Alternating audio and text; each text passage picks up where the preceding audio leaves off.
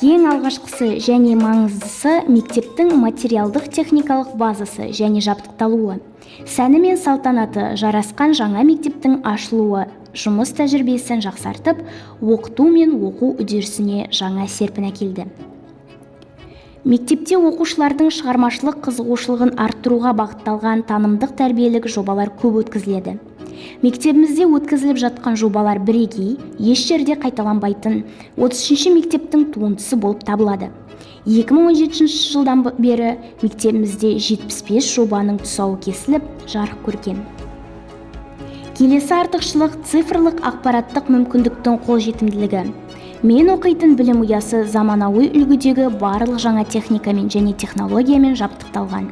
Сонымен қатар бұл мектеп қала бойынша үздік инста-мектеп атағына ие.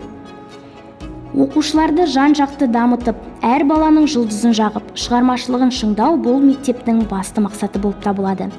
Мектепте саз бен атты барабаншылар тобы құрылған. Мектепте спортқа, оның ішінде волейбол ойынына аса мән беріледі. Волейбол ойынын оқушы, ата-ана, мұғалім бірлесе ойнап, аптаның 2 күнін салауатты өмір салтына арнаймыз. Сейсенбі және бейсенбі күндері де белсенді ата-ана ойынға келіп тұрамын. Қазақтың паспорты мен бренді саналатын домбыра бұл мектептің мақтанышы болып табылады. Жас ұстаздар мен оқушылар оркестрі құрылып, оқушылар арасында ұлттық мұра кеңінен насихатталуда.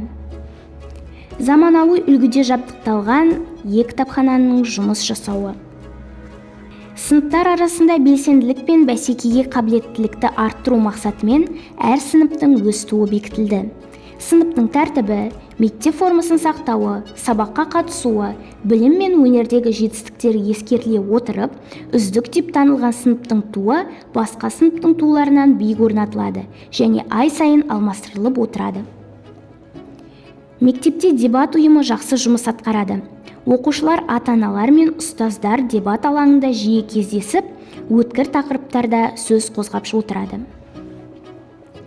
Мектептің 80% креативті жас мамандар. Олар оқушылармен еш еріместен бір толқында жүріп шығармашылықпен жұмыстанып, оқушылардың жұлдызын жағуда. Міне 33-ші мектеп The Best School.